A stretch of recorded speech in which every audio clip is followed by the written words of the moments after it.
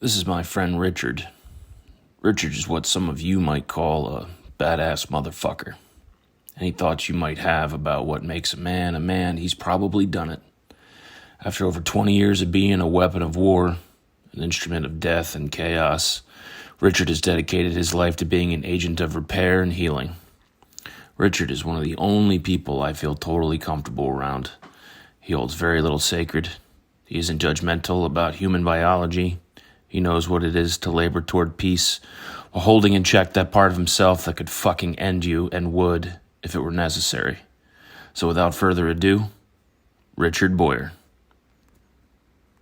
I wanted to respond somewhat intelligently, but I was like, I wanted to be, okay, well, this is who I am. I mean, I did. I spent 20 years learning how to fuck shit up. Right. And I feel like I got pretty proficient at that, but that particular skill set is only useful so far in the real world.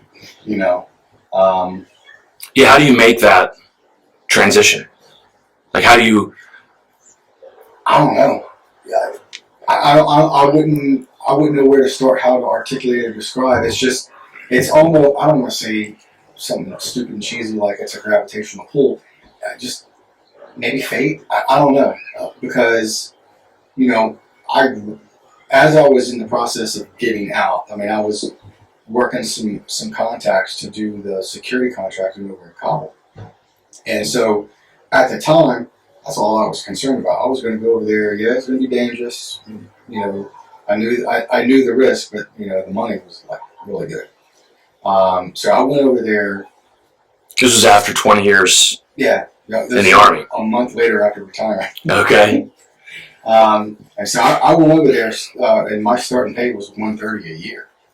And then after 6 months, they offered me a higher position that was like at $150. I'm like, okay, sure. But I had to go through Department of State and do ATO 1 and ATO 2 certification, anti-terrorism officer training, which it was online stuff, but you couldn't just go click, click, click, click, click. You had to pay attention. Yeah, I mean, there were some objects. You had to understand some things, and they did get a little bit technical. I'm like, damn, did I get in over my head? But I dug in. At the time, I was also completing a bachelor's of Homeland Security online. Really? Yeah. So I didn't know that was a bachelor's degree. Yeah. This is through American Military University. So I mean, it was like, and I worked with weird hours, but I remember one time specifically, I was trying to crank out this paper that was due the next day because I procrastinated because I had been working. I was like, oh, I'll have time to do it. And it's like 1:30, 2 o'clock in the morning. And if I had to guess the distance, I don't know, maybe 10 miles. Because the whole area is like this bowl in Kabul. So if you hear an explosion, but it was a car bomb or something, not too far away, but close enough to, it rattled the whole place. And I'm like, fuck. And so I was just waiting for the word for us to kind of hunker down a little bit till we find out what's going on. But luckily that never came. And it was just like, I went out on the ledge and smoked a cigarette.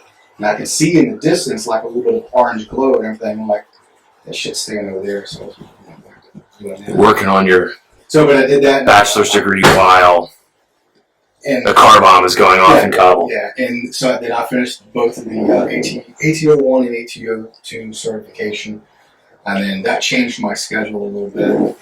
It was a good gig. I mean, I'd go over for 90 days, come home for 30. During those 90 days, you technically didn't have a day off, but there were occasionally a day where things would slow down. But man, after about 3 weeks of like, working 12, at a minimum, 12, 14 hours, you get back to the villa and I'm just like, oh, tired. And of course, there's the time difference between Skyping at home. There's one time I was Skyping with Becky and Jillian. She was like 3 or 4. And luckily, out of all the Skype sessions, there was never no word. Right. But there was this one incident with the trip. I wish I would have recorded it. We had an earthquake. Oh, yeah? The villa that I was stayed at was outside of the green zone. It was Wazir Akbar Khan. Supposed to be the nicest neighborhood, but it was ghetto as shit. But the villa, I was on the 4th or 5th floor. I think it was like total 6 floors. And so I'm sitting there Skyping, and all of a sudden, I feel shaken, and I'm like, wait a minute. And I'm looking around the room, and I've got this giant wooden armoire, and that's starting to wobble. I was like, hey, honey, I need to go. I think we're having an earthquake. And it didn't get much worse than that, but it was wobbling enough. Right. That was the first earthquake that I was like, do I need to get the fuck out of here or what? Because it kind of, after, I closed. Do they have them in that area often? All the time. Oh, okay. And there was another one, I don't know, like maybe a month or two later. I was on the guard tower at our compound inside the green zone. And luckily, the tower that I was on, that was where my office was at too, maybe 15 feet-ish. So it's not too high, but I just happened to be out there kind of overlooking the inside of the compound, and all of a sudden I'm shaking like this, and I'm looking at some of the trees. I'm like, holy shit, that's a big one. Now the whole time that I was there with all the different earthquakes, they were always centered like either in Pakistan and that just rippled down or whatever. I'm not aware of any specific epicenter in and around Kabul. It was just all after effects. But I was like, fuck, that was like some serious shaking. Yeah. So that was interesting. But kind of back to your comment about the Mosul thing. Up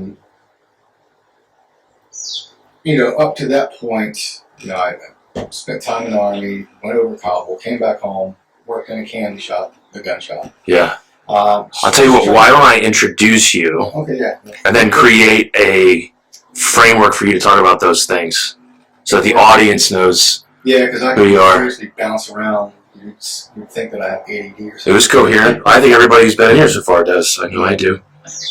So, I have Richard Boyer with me today. I think our friendship stretches 5 or 6 years. Does that sound about right? Every time that you and I, every time I think about you, I think, I've been friends with him for longer than I realize I have been. Yeah, I think 2014, 2015? I started doing counseling at the TLC for the Veterans Victory House. Yep. I think that's where we intersected. I think so. Either there or vet quarters. I don't remember the exact spot, but it had to have been either 2014 or 2015. One of the two. This is before my second son was born, I believe. Probably so. Yeah. And he's going to be 6. Wow. Yeah. Holy crap. So I was providing counseling for a homeless veteran shelter, and they had gone through, my understanding was they had gone through 5 or 6 counselors before me. Yeah. And I told the first client who came in there and threatened to kick my ass that they should fucking try it. Yeah. And then I had a good 5 or 6 years there counseling veterans. And then Richard, as a member of the veteran community, his story to tell, and he'll get the opportunity to tell it, but 20 years in the Army, correct? Yep, 20 years active duty. 20 years active duty, most of that drill instructor? No, well, that particular job was only 3 years. Okay. There's no way you could, and no one in their right mind would do it beyond. I don't think the Army would let you anyway, but that was just a specific duty assignment. Okay. Strangely enough, as soon as that assignment was over, I went back to Fort Campbell for the 3rd time, and then went over for the first fun in the sandbox. Okay. So the specific reason that I've invited Richard to be here on this podcast is because I think that he and I, despite having some different societal demarcators, right? Because I went to school to be a minister. Mm-hmm. I'm a person of faith. I'm not going to try to label or classify you, but if I had to, it would probably be agnostic, atheist. More than agnostic. Right. I don't know. I'm not going to pretend to. Yeah. Right. And anybody who is involved in church would probably say it's a stretch to call me a person of faith, even though I have the credentials. But Richard, our friendship, my appreciation for him deepened when I heard him speak at an event at Millersville University. I have the line that he said, paraphrased very differently, but that basically how I paraphrased it and remembered it was that he spent the bulk of his life training and learning and being basically an implement of destruction and death. And that since getting out of the Army and the private security industry, he's been an advocate for veterans. He's acquired multiple degrees, is working on a second or third master's. You're registering right now for a third master's degree. And his comment at that event was he spent all these years as an implement of destruction and death, and that now he wants to learn to be an agent of healing or something along those lines. What was the exact expression, if you recall? Basically that I had spent 20 years, the best years of my life, learning to induce trauma. Mm-hmm. And so I felt it was a better path for me to pursue something that's geared towards healing trauma, or preventing trauma or healing trauma. Just kind of like the opposite. Not to unlearn the skills, but to learn new ones that has meaning and purpose and fulfilling. Which is the other point of intersection between you and I, mm-hmm. which is that you and I have this shared philosophy that is relatively uncommon, and I think probably scares most people. And that is the necessity and functionality and usefulness of violence that society and civilization would like to pretend is unnecessary. So while our paths are very different, we have, for different reasons, been nurtured in violence. Yes. And as I said before, that makes a lot of folks in civilization and society uncomfortable when you start talking that way. But it's a mistake to forsake it. Yeah, absolutely. I mean, people will instantly just put a negative view on that. Oh, they're violent, they're crazy. Well, you need violence if you really want peace. I mean, there's tons of different phrases and statements out there. But in order to really have peace, you have to be capable of some cold, dark violence, but control it. Obviously not just... That's the caveat that everybody... Self-serving purposes. It's, you have to be... I think what's his name? Jocko? I think it was... He said something to the effect of, you have to not only be willing to kill, but you have to be willing to die.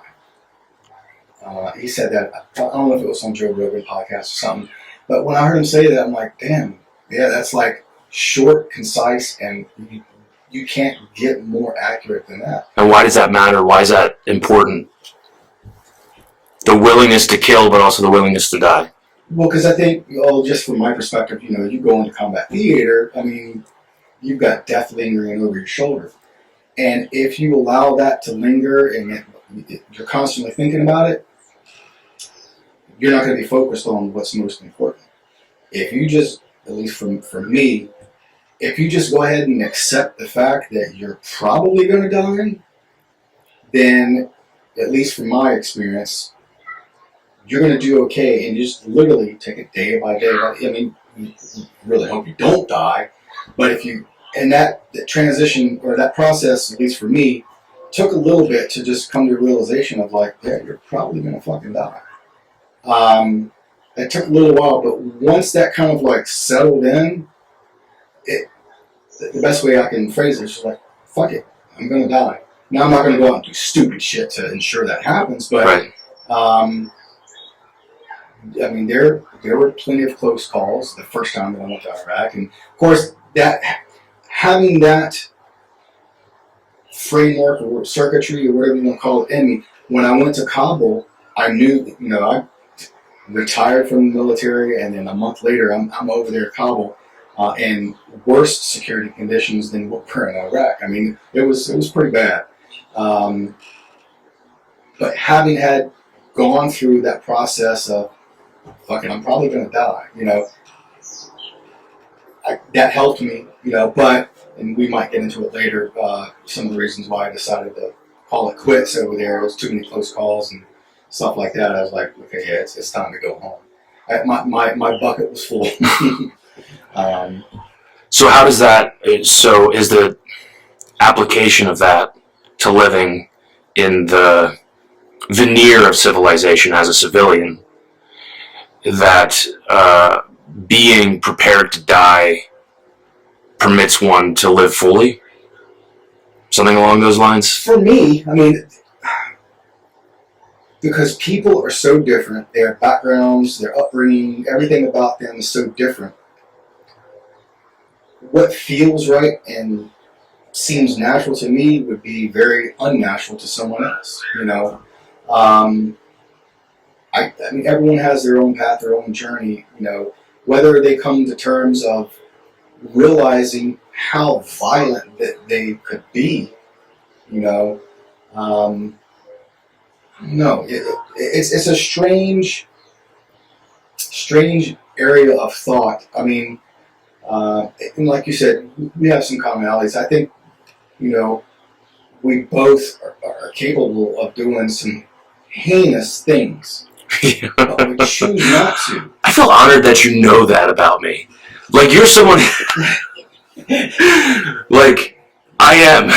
Well, I mean, it makes me feel good. It makes me feel understood. But we wouldn't do these things just for shits and giggles. No, not for pleasure. No, I'm not a cat. No, I'm not going to kill a bird and play with it. No, But I can kill. Yeah, people don't realize. And the scary thing being that if you get candid with people about killing, the component of enjoying it. Yeah. I say this is where I usually lose people. I say savoring it. I say the vast majority of the meat that my family eats is game meat. We try to subsist on game meat, and that I savor killing. Mm-hmm. Like, what do you mean by that? And I'm like, I slow everything down, and I enjoy it. Yeah. Like I make a meal out of the experience. Yeah, and to me that's natural. I mean, now. But why do people have such an? It is natural, but why is there such an aversion to it? I don't know. I guess because that scares people. Because to know what they're capable of. We've gotten away from many old ways of thought and teaching and stuff like that. But when it comes to a situation to where, in a given scenario where you have to take another person's life because they're bad, and I'm just using that as a broad description, there still is an element of excitement, but there's also the human element of, fuck, that's a life. Mm-hmm. Okay, you can justify things how you want, but it's either them or me, and it ain't gonna fucking be me today. Right. But I do believe that people just instantly, as soon as you start talking about, killing life or this, that, and the other, either they've not been around people to have those discussions, and it's new and foreign, and they don't know how to process it. Mm-hmm. Or for whatever reason, they just, I don't know, maybe they got weak DNA. I can't think of his name, and I'm a little disappointed with him, but he's the guy who wrote the book on killing. It's a psychological study on killing, and particularly the American military as a colonel. Oh, that's the problem. It's a phenomenal book. It's like a must-read for anybody who I've talked to or worked with for law enforcement, mm-hmm. and anybody who did anything that wasn't a boot or a grunt, but was in combat in various capacities. So I have a friend of mine who was in special forces in some capacity. It's Colonel something. I'll look it up and put it at the bottom of the screen later. And he sort of explains how the American military did something different post-World War II, when you've got thousands of unfired muskets at Gettysburg, mm-hmm. when the percentage of men who shot to kill in Europe was about like under 20, and that 20% were basically supplying ammunition for 1% of their soldiers who were killing Germans. And that humans have, across history, no matter how much they think, humans have an aversion to killing other humans. Mm-hmm. And so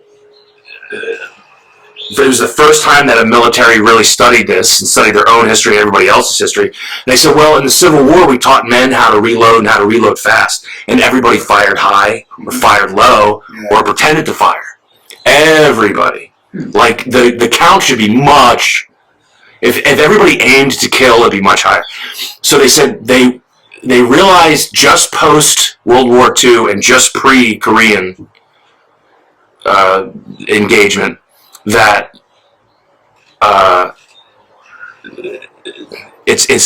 we could train them to shoot accurately, we could train our soldiers to reload quickly and all of that, but we need to psychologically train them to do something that they have a natural aversion to. I would like to know, because during my military career, you know, we'd go to the range and we'd do live fires, you know, and we got these little green silhouettes, and you know, we're going through this live fire in the trench, and we're throwing live grenades, and we're doing all this stuff. And I mean, the training was like, at the time, it kind of sucked. I remember one Easter Sunday in South Korea, it was like, I don't know, 50 degrees, pouring cold rain, and it just sucked.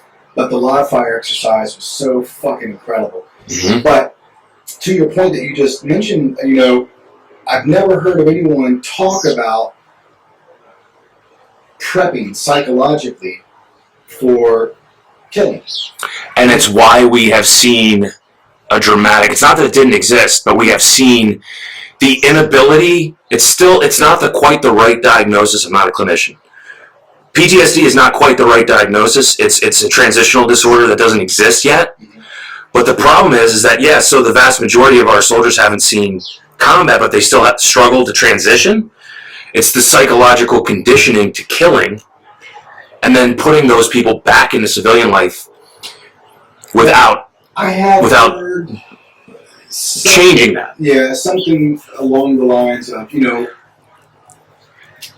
you send someone to boot camp, train them as a soldier, then they go to the unit and they do more training and more training and more training, and then, you know, they go off to a conflict or a war, and they utilize their skills. Right. Well, once all is said and done, if you make it off the chessboard, there needs to be something in place to facilitate that transition, almost kind of like an unboot camp. And I remember hearing about this many years ago, and I was like, that kind of makes sense, because you've got all of these different people from all different backgrounds. Some of them are combat arms, many of them are non-combat arms, that go over, deploy. Some see direct action, some never see any action, but they're in the theater. They're in, you know, they are to a certain degree in danger, and I think that alone triggers for some PTSD issues, and then they come back, and then, you know, they're all fucked up. Yeah. Because the outbriefs and stuff like that they do for, like, I guess, the National Guard and reserves and stuff. Well, you gotta lie on those, is my understanding. Everybody tells me. Yeah. If you're truthful on some of those, on that paperwork, you're screwed. You're screwed. Oh, yeah. So, I feel good, everything's fine. Well, it's funny because I transitioned out of Carlisle Barracks, and they had 2 representatives from the VA, because that's when I initially did my paperwork for my disabilities, because I didn't know that you could submit your disability paperwork while you're still in, so that when you get out, it's a done deal. That's great. And I didn't know that. I didn't know that either. I had to tell more people that. I fucked my back up jumping off a truck in Baghdad, because there was incoming gunfire, and so you need to get off the truck quick. And I did that. I was kitted up, and I landed on my heels, and I just buckled. I just felt my back. Yeah, luckily, I didn't break my back. But so I was filling out paperwork for that, and you know, the dude, he's probably in his late 50s, early 60s. He's like, you should drop PTSD on there. And I looked at him and was like, there's no fucking PTSD, you know? And in that moment, I was actually, that really irritated me, because at the time, this is 2011, still even then, there was the stigma of, you know, PTSD. You're not going to keep your job security clearance. It's going to limit you and stuff like that. But, you know, back then, I didn't know what I know now. I was like, I ain't no fucking PTSD. You know, I got sleep apnea, my back, my knees, my fucking ankles and stuff like that. So all that stuff got, you know, sent off and everything, and it was a year and a half later that all that got approved. But years and years ago, I remember hearing these vague discussions that there needs to be some sort of transition, something that's going to facilitate to better prepare whoever they are to transition back in the world. Because, like for me, I spent 20 years in the Army. I trained for years and years and years. Got to go to the Super Bowl. Got to go to Iraq twice and everything. But I was probably already fucked up before I went, which is why it was like, that's nothing. But coming back, there is, even for me, the transition of, okay, what the fuck am I going to do? Yeah. And so I got lucky. I was doing networking. I went over to Kabul doing private security. And at the time, that's all that mattered. I wasn't even thinking forward beyond that. Maybe subconsciously I was, because I knew, well, shit, I can't do this forever. But even when I made the decision to come back home, I dropped my name in the hat for the job that I've got now, Disabled Veterans Outreach Program Specialist. I didn't know that there was a hiring freeze at the time. So that was in November of 2012, I think. And because I'd made a stupid amount of money, I wasn't worried about working. I was building SBRs, going to the range, burning through ammo like crazy. I mean, it was great. I got to see kids, take them to school. I mean, I was in my garage. I built two really nice Noveske 300 blackout rifles, SBRs, and I was loving it. But then April of 2013 came around. And I was like, man, I love this. But something in the back of my mind was like, you better start looking for something, bud. Because, this shit ain't gonna last forever. And I was like, all right, well, let me start snooping and pooping. So, because I didn't hear anything back from Pennsylvania. So. You were living on your security. Yeah, I made a shit ton. And plus, I'd gotten all my back pay from disability and retirement. Oh, you got that all at the same time. Yeah. So you don't have to do anything you don't want to do. No, and that was such. Which can destroy a lot of men. Yes, but for the first time in my life, after 20 years, after working in Kabul and going all over Afghanistan and stuff, here I am at home, feeling good, financially, no worries. But even in that moment where it's like, financially, I'm fucking good, I'll go build another SBR and go fucking get 2 more cases of ammo. Something was missing. So, a lot of people work so hard to get financially set and stuff like that, and it is certainly a great thing to achieve, but it's not complete.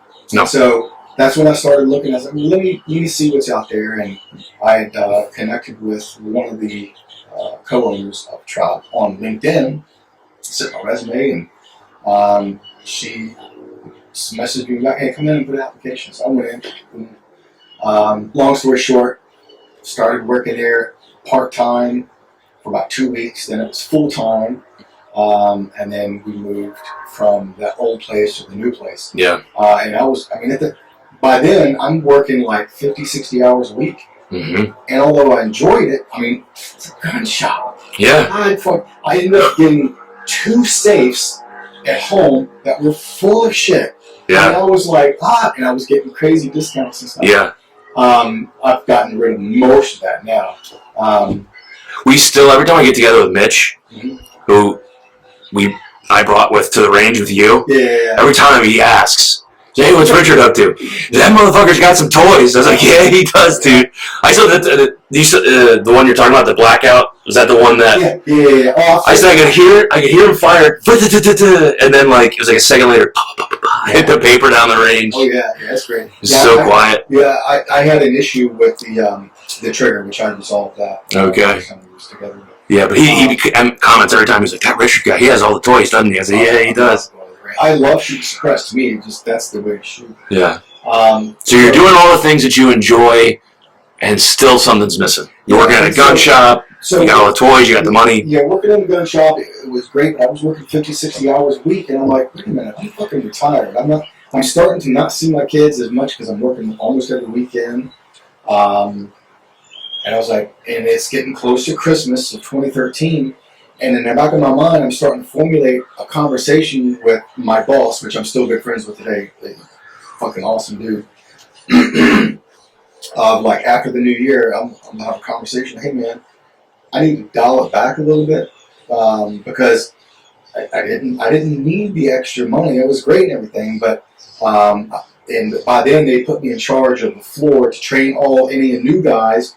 Hey, I did up this book of SOPs, like, here's the complete process from soup to nuts. When you encounter, a customer, help them, walk them through the process of what gun suits them. We never the mindset of, hey, let's sell them the most expensive gun. No, you meet their needs because, you do that and they're going to come back. So I was in charge of training the new guys, and I started formulating this conversation, and then I worked a half a day on Christmas Eve. Came home, Christmas shopping was already done weeks ago. Checked the mailbox, and there's this manila envelope from the Commonwealth of Pennsylvania. I'm like, the fuck is this? It was a long letter. Basically, are you still interested in this job? If so, we'd like to coordinate an interview. I was like, and what job was it? The current job that I had. Oh, really? There was when I dropped my name in the hat, there was a hiring freeze. I didn't know. Oh, right. Yeah. So after a couple of months by, I'm like, okay, well, I guess they picked someone else, and so I'll go build another SBR, and I eventually started to work in the gun shop. So come December of 2013, I'm like, wait a minute. Set hours, Monday through Friday, every weekend off, and it pays a little bit more. Sign me up. So submitted that. I had a couple phone calls in January. I did the actual interview sometime in February, and I started at the end of March of 2014. Yeah, March 2014. And been doing that ever since. And so, for me, at that time, I was like, okay, great, this is a state job. The money was good. It was better than I was making. Because I'm starting to think now, the long run, I'm like, okay, sustainability, because my big pot of private security money is starting to dwindle, and I put a lot of it aside to eventually buy another house. Yeah. And so some things started kicking in, and I was like, okay, I need to really reassess and figure out what I want to do. So I dove in, started networking, and I think that's when I eventually met you. Met a bunch of other folks within the network of the veterans community, and just started hammering away and interacting with a lot of these veterans, trying to help them the best that I could at that time with my understanding of my own transition process. And I kept encountering vet after vet just fucked up 6 ways from Sunday. And I'm like, wow, I can't compare my own experience with theirs because I'm not them. Right. And so that kind of got the wheels turning. I decided, for selfish reasons, to pursue my first master's of strategic leadership. It kind of somewhat parallels the MBA program that they had, whereas the MBA is all about numbers and money. This focuses on people, and it really kind of captures everything from a small organization to a corporation, the different leadership styles, and all the ins and outs about that. And I was kind of fascinated with that. But the selfish reason was, one, it was going to get paid for, and every month I was going to get a stipend, and so I'm like, fuck yeah, I'm getting another guitar. Because at that point in time, I had plenty of firearms. Yeah. And so that's when my somewhat unhealthy, I wouldn't say unhealthy, my obsession with getting good quality guitars started. Mm-hmm. So through that whole time, I'm gaining more insight with veteran issues almost every other month. Yeah, I was a little bit picky. I wouldn't just get any guitar, but every other month you were getting a guitar from this. Almost. I mean, I've bought sold so many, but now I've dwindled it down, just like my firearms. Like, what I have is exactly what I need. Right. But it took me a while to get there. Yeah. And so, as I'm finishing this master's program, I'm in my second to the last course, and many of my classmates are like, man, I can't wait for this to be over. And it was challenging because it was an accelerated course, and I'm cranking papers out, doing projects with groups and stuff like that. And so this was like a new territory for me. This was like new landscape to where, I'm fucking 11 Bravo grunt, send me out in the wilderness and I'll fucking survive. But you put me in the civilian community where I got to interact with some really odd individuals, and it was challenging, but I made it. So I was in my second to last course, and everyone's like, I can't wait to be done. And I'm like, I'm not fucking ready to quit. So I started looking at like... What did the program give you that you were missing? Because if I'm hearing you correctly, you got out, you did the life that you thought you wanted to do, found it to be empty. I think... did this degree, got to the end of it and went, I don't want to be done. Yeah, well, because, I think there were multiple things, like, perhaps in the back of my mind, I was thinking, well, how is it and why is it some people are successful, some others? And that was going to be one of my questions I'm holding on to. And what is the distinction between you and the vets who didn't? You started working with vets. Yeah. And you can't base their experience against yours. Mm-hmm. You're compassionate enough to recognize that. Yeah. You can't judge them against you. Yeah. But what's the distinction? Why did you thrive and they didn't? And it's not to judge them at all. It's to say, what do you possess that others might not have had? I think some of it is luck. I mean, I'd be foolish not to think that I was lucky because I'm fucking lucky to be breathing. Some of it is critical decisions that I made. I didn't realize they were critical at the time, maybe. I don't know.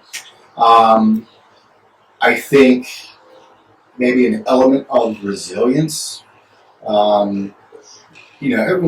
Everyone has their own backstory of their childhood, this, that, and the other, and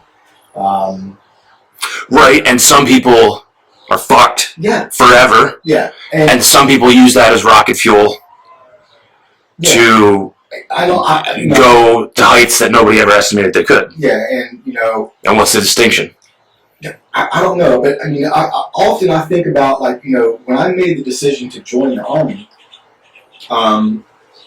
It was because I remember I signed the delayed entry paperwork on 17 February 1991. And then I didn't go in until April 2nd. But that process of deciding, because I knew that this was like a huge commitment. Now, at this point in time, I graduated high school, was working full time, bought my first car, paid it off.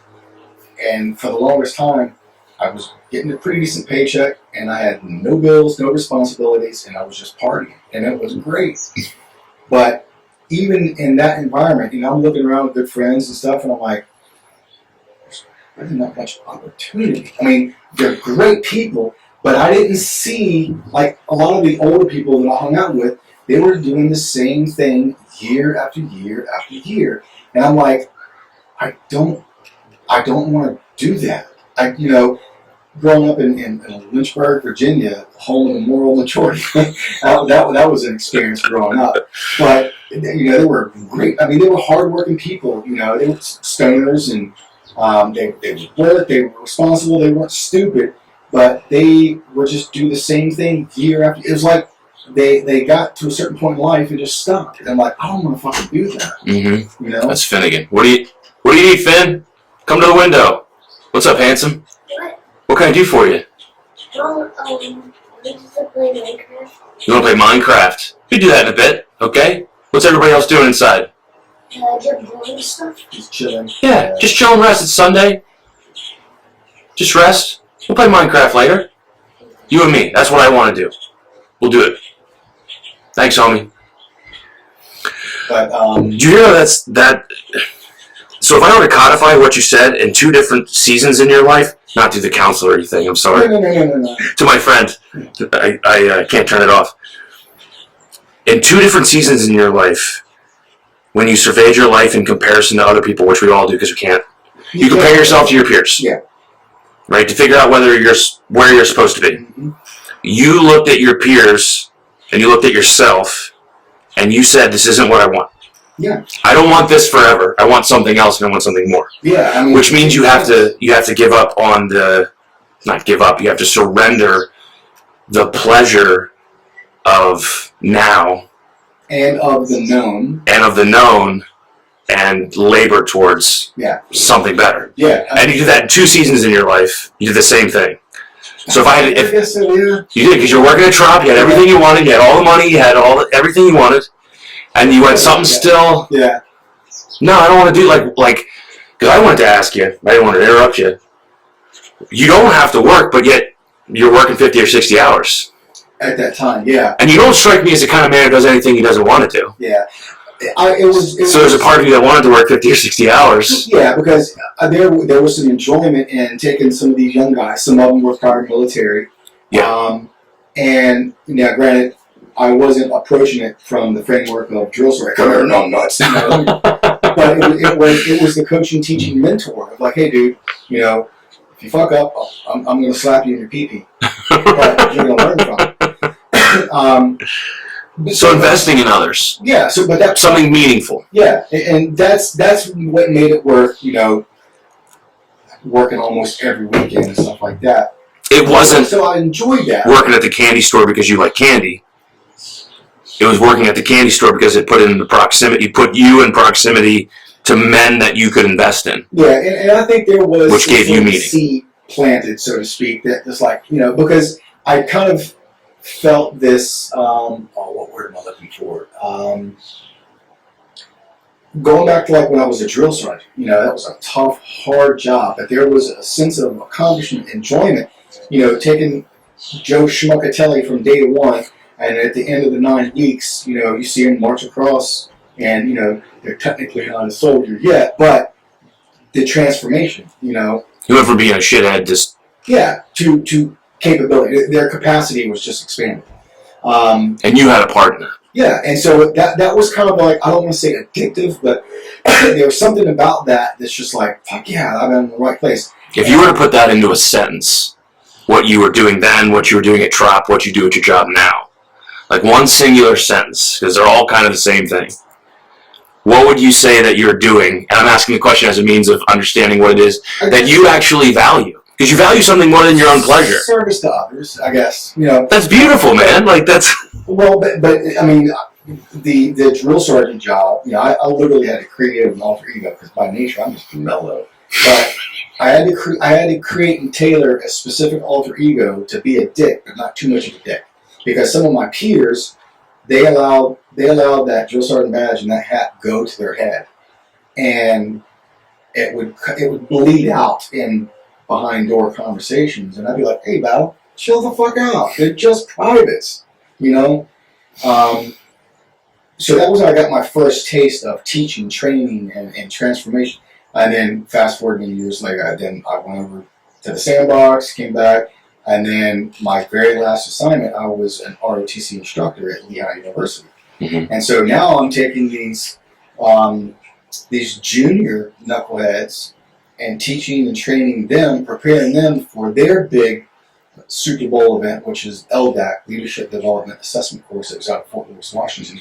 Because if they went out there and fucked up, then chances are they won't get their branch and it'll be needs at Army. So it behooved them to pay attention and train hard so that when they go out there, that their assessment was shining so that they could get the branch that they want. They could, whether active duty or whatever. That process of teaching and training was very fulfilling. It was very different than being a drill sergeant because now you're working with some semi-educated fucktards. Now there's some, and I'm actually still in contact with one of my top favorite cadets back then. He got out of the Army. He's going to be graduating from MIT here in a couple of weeks. He ended up going Special Forces, and he was a SIF commander. He did some really interesting jobs in the special operations community. And him and there's a couple other guys that they turned out to be hard fucking core. And I'm so glad that they went in, they did some cool shit, and now they're out.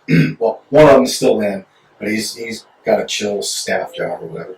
So the taste of training and conditioning and mentoring, that was something that I enjoyed it. And then I got out. Now over in Kabul, Afghanistan, I didn't really get that much because it was just security just all the time. But then going back to coming back home and then working at the gun shop, I kind of got to revisit that, and I got to take tools and skills from the past and apply it. And I was able to. It was a balance of, hey, let me show you how to do this correctly, And if you fuck up, I'm gonna crush your nuts. And it worked out well. And there was a couple of small mistakes, nothing never major or anything like that. Yeah. So, but I enjoyed that. And then I get this job as a disabled veterans outreach program specialist, working with veterans. It's got significant barriers, everything from fucking A to Z. I mean, homelessness, criminal record, drug and alcohol addiction, homelessness. I mean, it's just everything. And so when I first started off, I've got this skill set to kind of tap into, but not all of it is immediately applicable because each individual has a whole host of things that kind of need to be, not torn apart, but just kind of detangled and go, okay, well, here's what I think is best for this person.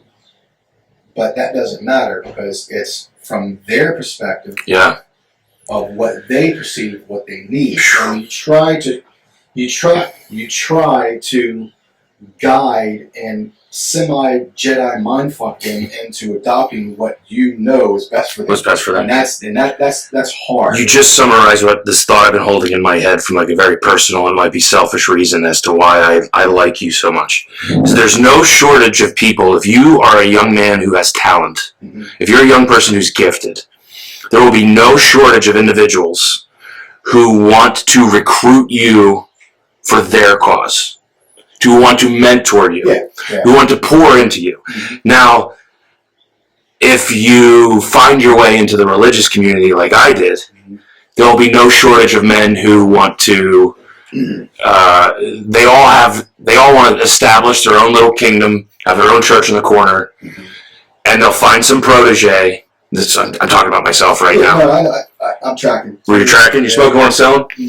And so I've had no shortage of individuals who have invested in me, not just as a pastor, not as a religious person, as a man, as a counselor, as a father.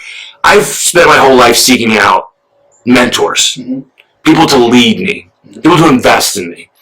And I found no shortage of individuals who want to use me for their cause, right? Yeah. And that you can be successful by that. You can be everything else. But if you're somebody who wants to, particularly if you're someone who tests leadership, like you want, and that's leadership 101, right? Like to know that the person who's leading you is for you as an individual, not for their cause. So when you juxtapose yourself to like other leaders that you've had to correct, when you talk about how you've led differently other individuals, and then what you just concluded with, it was very similar and rare, which is why I appreciate you as a friend, and somebody who's older than me, is concerning yourself for what's best for the individual, and then forsaking that part of your ego that says that you have to make yourself matter, which actually makes you a consumer of your mentee. Rather than somebody who pours into someone, you're someone who uses someone in order to get what you hope to accomplish. And that's rampant, and it's so rare to find the kind of leadership. There's no shortage of people who are going to listen to this and be like, yeah, that's my boss. My boss is a dick. Doesn't give a shit about me. Doesn't care that my mom just died or whatever happened and that I need time off. It's the bottom line on what they want to accomplish, and they'll feign interest in me just enough to emotionally manipulate me to invest. Right? So you're a different kind of leader, is what I'm saying. You kind of bring some thoughts to mind, like as I was going through that first master's course of strategic leadership, at that point, my exposure to leadership was in the military. But I had sense enough to know, okay, well, that's applicable in the military. It's not like that out in the civilian world. I know that. But, I wanted to better understand small companies, big corporations, their leadership structure, and how, what, and why they did to get to where they're at. And some of them, it's just been pure luck. But, as I'm going through that master's course, I see, I don't know how to use the word elements, but I see these little traces of things for certain organizations and companies that did become successful because the leadership figured out the strengths of their individuals and focused on that. Right. So that they, the people that they were focusing on could become better, more efficient, because that translates to more money and all that stuff. But it's just, to me, that's how I want to be.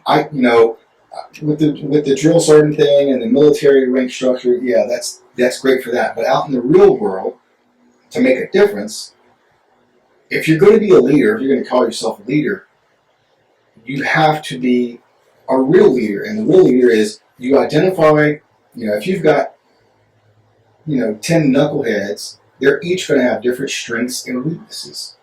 And there was this one project that I caused the big stir. But it was a good conversation. It didn't get real bad. Where you got these 10 employees. Here's their strengths and here's their weaknesses, and the companies want to improve. Overall, this, that, and the other. And they were saying, well, they need to spend time on these individuals on their weaknesses to improve that. I'm like, no, It's so backwards. no. If you do that, you're going to lose some good people. Yep. And it got heated a little bit, but I was very tactful. Where does that shit come from? It's in the water supply of this country. I don't know. Figure out what you suck at. No, triple down on what you're good at. Well, and here's the thing. I've always believed a person can be properly trained, coach, teach, mentor, whatever you want to call it, to do damn near anything if they've got the grit and the heart and they're willing to commit. I mean, Sure. I mean, That's how marriages work between incompatible people. yeah, I was like, well, Anything that's, if you refuse to quit, that's success. yeah. Milton Hershey bankrupted 4 companies. I didn't know that. Oh, wow. 4 companies. Holy shit. Right? Steve Jobs. Yeah. We all know Steve's story, like I know him.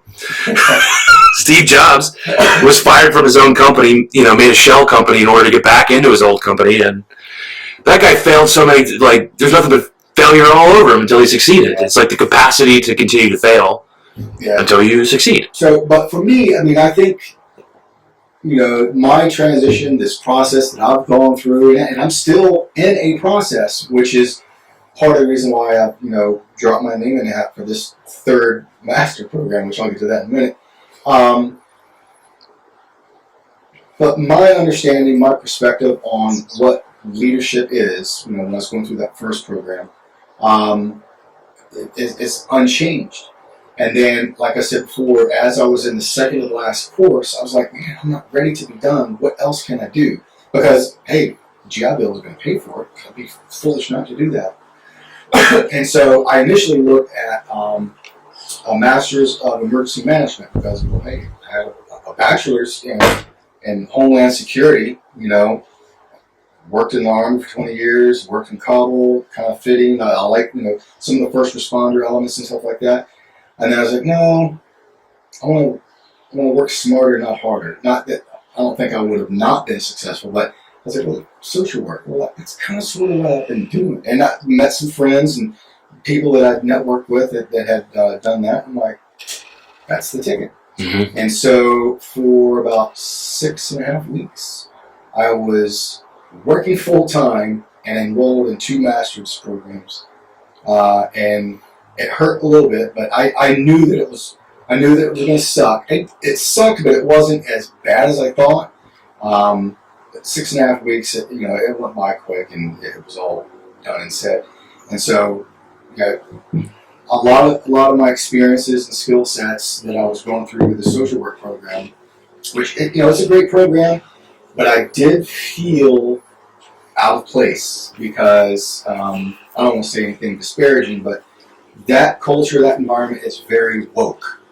And there's, to a degree, I would say it's best to be aware, Right. not woke, because it's 2 different things, which that might be a different Wokeness is just as dogmatic as ignorance, Yeah, and so or can be. for me, I had a good experience and really enjoyed it. And, as we got towards the end, that's when the COVID shit kicked off and everything went online. And, part of me was like, fuck, I was really hoping to finish this out in the classroom with my classmates and then walk across the stage, but that shit didn't happen. So we finished it online, which was great. And, the best thing that came from this COVID shit was I got to spend a shit ton of time at home with the family, and I wouldn't change it for the fucking world. I'm supposed to be back in the office maybe towards the end of June, but that's still up in the air, and I'm okay with that. Yeah.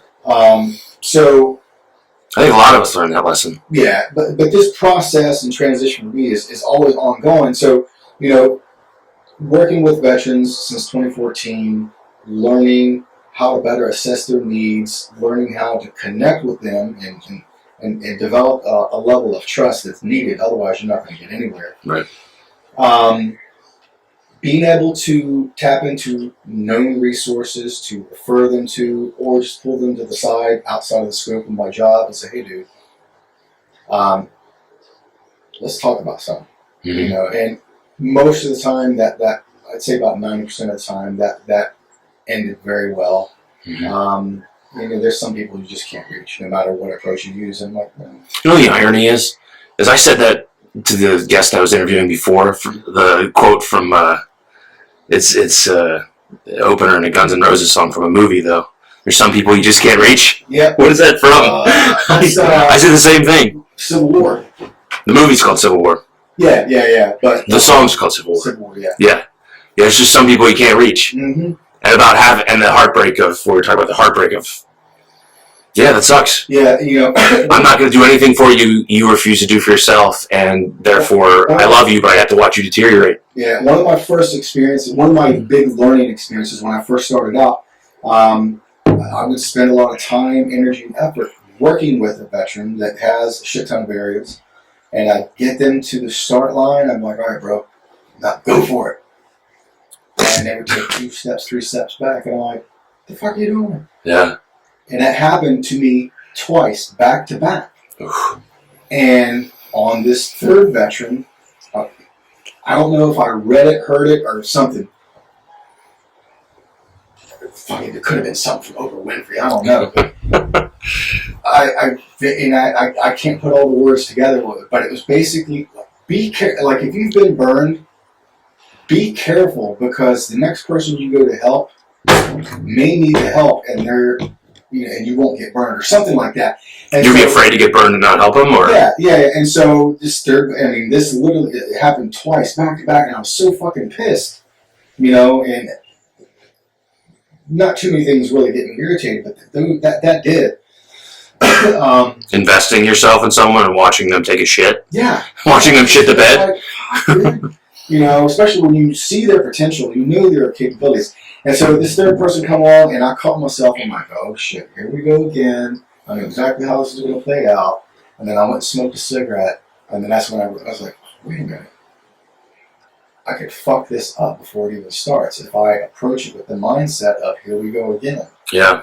Think like those other two don't even exist and start from scratch. And thank goodness, I helped this dude, connected him with some resources, fucking took off. I was like, yes. I'd hate to think that if I would have, thought differently or just approached it differently, it would have turned out different. But no, that dude just needed a couple connections and he was good to go.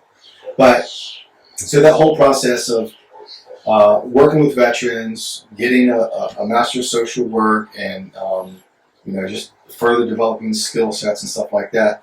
When I got towards the end of that, with the COVID hit, I was like, yeah, I think I'm ready. I'm ready for a break. And then COVID hit. Mm-hmm. So, all the past year and some change, in the back of my mind, I'm starting to think future because in 3 years, I can retire from the state and I'll have a pension. It won't be a great amount, but hey, 10 years pension, and I'll get that for the rest of my life. Hey, it's just another income stream. I'll take it. Sign me up. Mm-hmm. So, in the back of my mind for the past couple of years, I floated the idea of maybe trying to pick up a teaching gig, teach an online class or a night class. Teaching what? Anything related, like in the social work program, they do. Now, Millersville and Shippensburg, they have a joint program. And there's an online course, something, I can't remember the title, but it's basically social work with veterans. And I'm like, I'm the guy. Yeah. Let me. You are the guy. I could easily. I can't think of anybody more qualified. I could easily develop a curriculum. I mean, they already have curriculum and everything, but I could make my own personal tweaks and stuff so that the students, the future social workers, are better prepared in dealing, interacting, helping with veterans. Because especially if you're working in a nursing home, palliative care, you're going to run across veterans. Right. And so having a little nugget of knowledge would certainly be helpful. But so I floated the idea of maybe in the future picking up a teaching gig, because when I was at Lehigh in the ROTC program, I enjoyed the teaching and the training. So that's my framework to pull from. It'd be a nice little side hustle to do. And then I was thinking, well, then COVID hit. And I'm like, well, I don't know, maybe I need to rethink this, because most of the stuff is going to be online. Maybe that may not be the best thing for me. So I'm like, okay, well, I've always said to myself, I would never work at the VA, because I've got friends that work up there and they get great careers and jobs and stuff like that. But I would feel personally conflicted working there, because although the VA is useful, it's helpful to a certain degree, there's a part of me that detests the VA, because a particular veteran that I worked with many years ago was at Victory House. I met him because he had brought his father. His father was a Korean War vet and had less than 6 months to live. Mm-hmm. And I was floored. I was trying to process. I'm like, holy shit. So I was trying to facilitate coordinations. I got it connected with the director of Veterans Affairs downtown Lancaster, so they could facilitate the burial at Fort Uniontown Gap and stuff like that.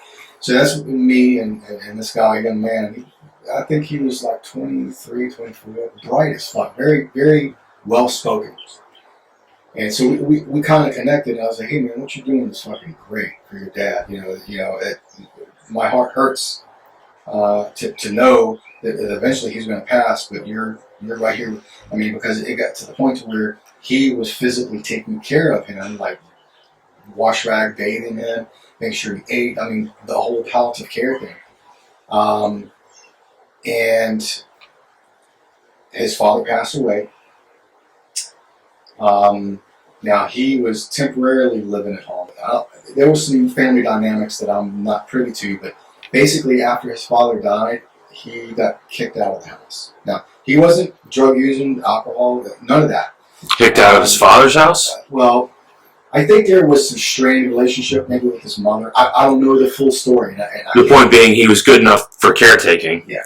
But when he was no longer functional. Yeah. Now, and he did have a brother that lived in town, and he owned a trucking company or something or other. And I can't remember. I think it was in Virginia or something or other. But he owned a house, and he stayed at his brother's house for a little while. And his brother's wife, they got along, but for whatever reason, there was some tension. There's unknown causes that led him to become homeless.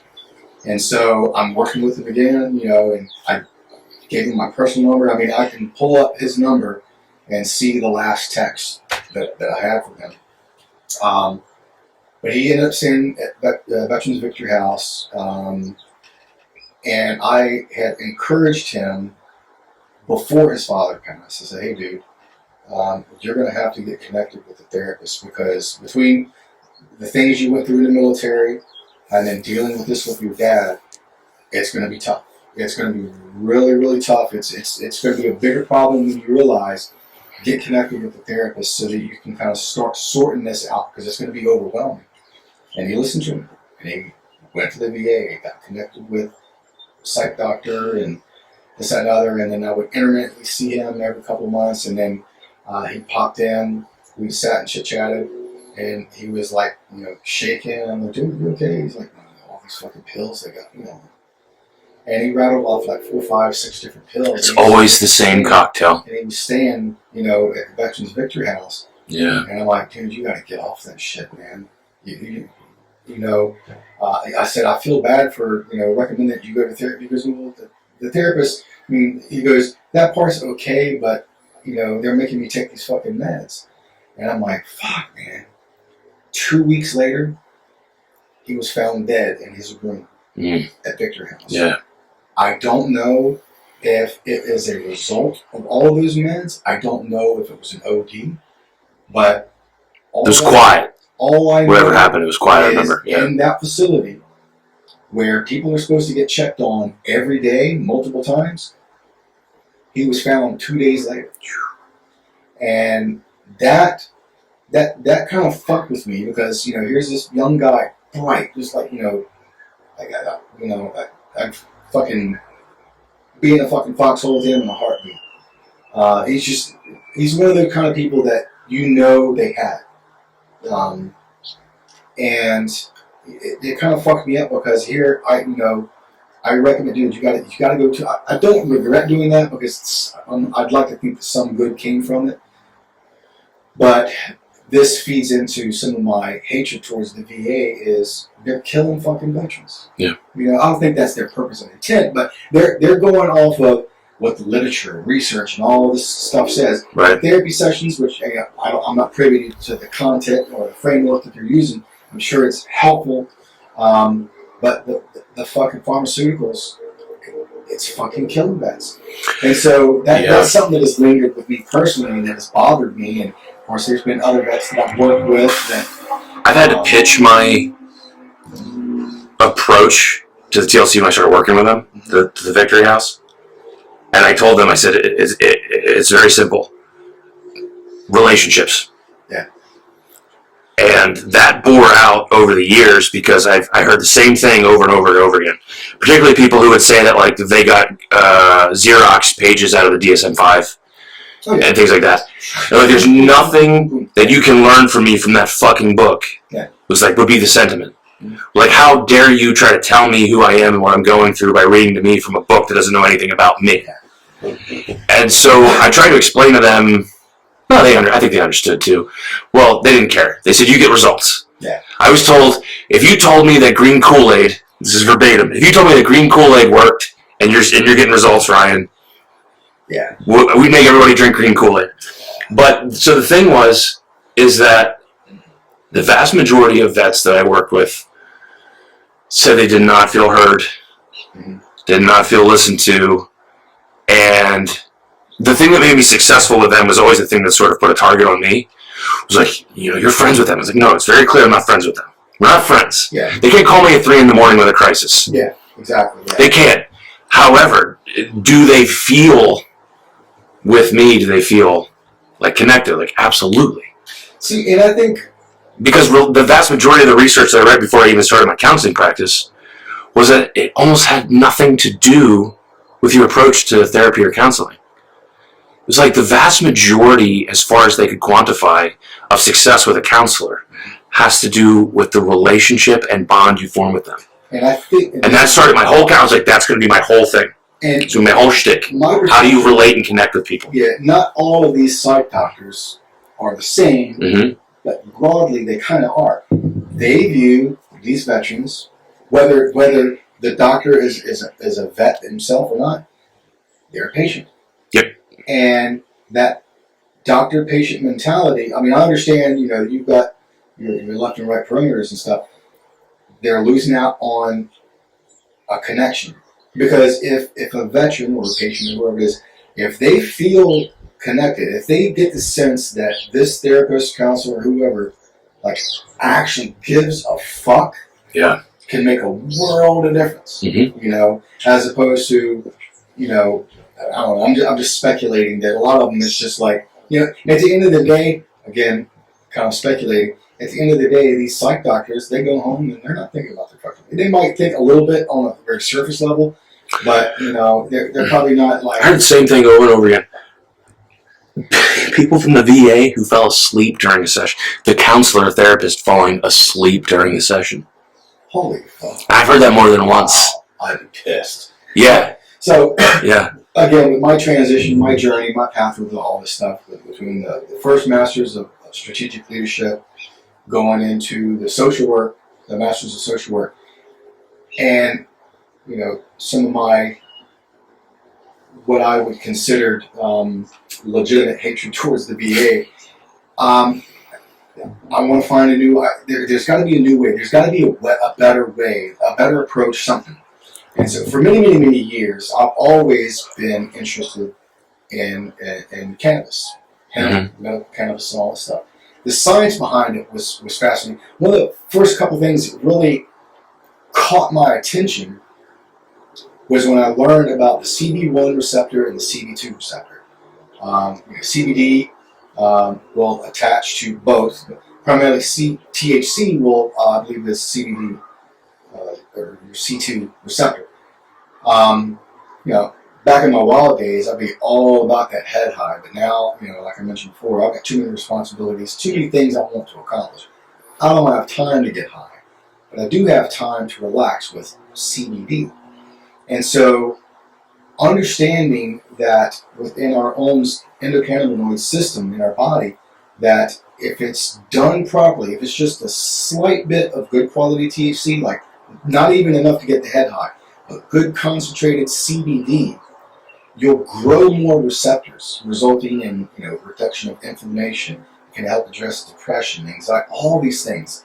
And I'm like, that's what needs to be happening. But shit's illegal, and it's federal Schedule 1, all that bullshit, all those obstacles need to be fucking taken away. Yeah. But chances are they probably won't anytime soon, because that takes money out of Big Pharma. Big Pharma's a fucking mafia. Sure. And it's not just Big Pharma, it's paper. Well, yeah. It's every industry that hemp could replace it overnight. Yeah, oh God. Just... Alcohol. There's an alcohol lobby against marijuana. Yeah, I'm not surprised. I remember seeing, it's been such a long time since I saw it.